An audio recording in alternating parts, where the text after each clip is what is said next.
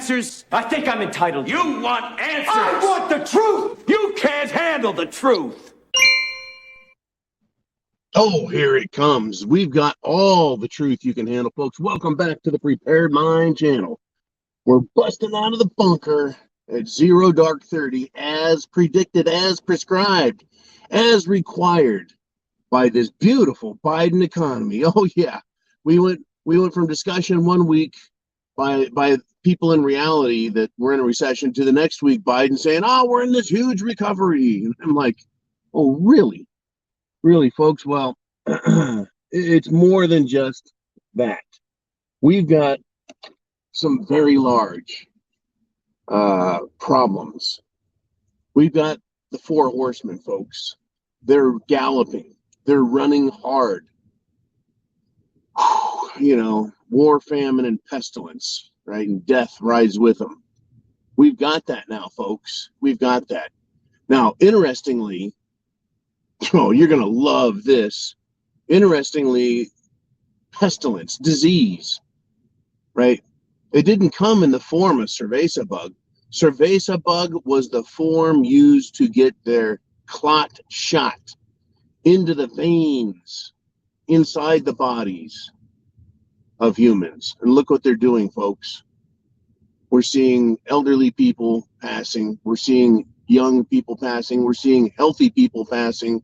And by passing, I mean dying, including super athletes. There's no way to just beat this. If you get the real juice, you are jacked for life. I don't want to tell you in too much detail about a friend of mine who had it, took it, and is still suffering consequences. Still. It's horrifying. It's absolutely horrifying. Famine, starvation. Oh, it's real. It's happening around the world. See, we in America, we are going to be the last ones to starve. We're going to be the last ones to suffer starvation because we do produce so much food in America. But the rest of the world, we're seeing it, we're hearing about it, folks. The cost of food, the availability of food, it's terrifying. But I want to spend most of this segment about the four horsemen on war. On war. Now, we know about Ukraine and Russia. We know who started it. We know how it was started. We know why Russia moved into Ukraine. We know about all the lies coming from Zelensky. And boy, did he tell some big whoppers yesterday, right? But it's continuing around the world to grow. It truly is. It's continuing around the world. And it's going to probably involve Russia more. Russia's involved in battling with what? That's right, Ukraine. But who else? Well, he's been working hand in hand with Turkey. You know, Putin has, trying to get, some sort of peace thing going. It's quite fascinating. It's quite fascinating. I really think Turkey is going to switch sides. I've thought that for a while. I thought the potential is real, and I still think that. Especially since Turkey has been sending illegal immigrants, that is an invasion from the Ottoman Empire into Europe. And now they're occupying major cities in Europe. Right? This is not a quick invasion, a military invasion. This is a long-term cultural destroying, nation destroying invasion by people who want to see Europe and our cultures all wiped off the face of the earth. Now, what is going on with Russia and war? Well, there has been fighting between Armenia and Azerbaijan.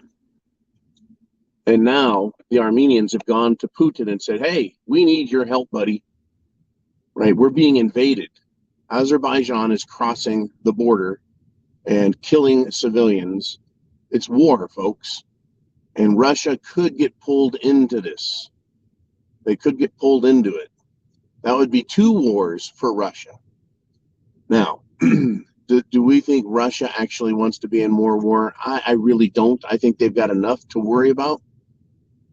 I think Putin is too smart to get sucked in to another war. He is sending some peacekeepers, which is quite interesting. But war spreading, war becoming more, shall we say, I don't want to use the word violent because all war is violent, but kinetic, right? Not just a standoff, but rather an exchange of military arms. Russia with Ukraine, and now Russia potentially in Azerbaijan, another NATO type breakout scenario.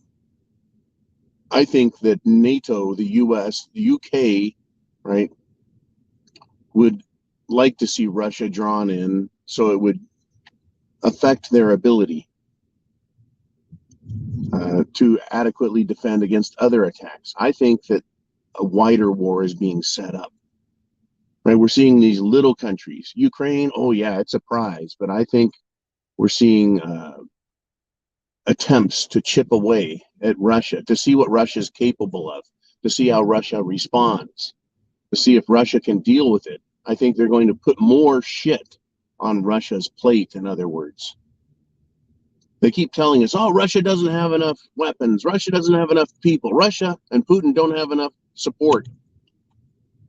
Yet they continue. They absolutely continue their efforts.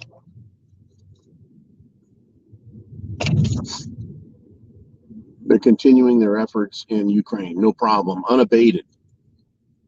Their strategy is not Western strategy. Their strategy is Russian strategy. But I think that the West wants to pile more on their plate. Now, to move along a little further, to my surprise and everyone else's surprise, Xi Jinping, leader of the Chinese Communist Party, dictator of China, did lose face in the standoff with Nancy 90 proof Pelosi. She flew into Taiwan, she flew out of Taiwan, and China didn't respond militarily. Perhaps they think that just putting all of their ships down there and holding exercises and launching missiles over the top of Taiwan and scaring the living shit out of the planet wasn't a loss, that succeeded, that it had the psychological effect. But Nancy still did what she wanted. So I think it's a loss of face for China, but it demonstrated strength of China at the same time, their military strength. And now Xi Jinping, with his Chinese Communist Party, is holding meetings. Now, how this information gets out into the mainstream news, I couldn't fucking tell you. I just know that it's been released. And that in this meeting, Jinping is loading his advisory board, his cabinet, if you will. He's loading it with generals sympathetic and supportive of the, quote, reunification of China and Taiwan, right? The word reunification kind of cracks me up. But that's what they're calling it, folks, reunification. In other words, the restoration of Chinese rule over the island nation of Taiwan. Now, China, a decade or so ago, or a decade and then some, was reunified with Hong Kong. And Hong Kong is now a shithole.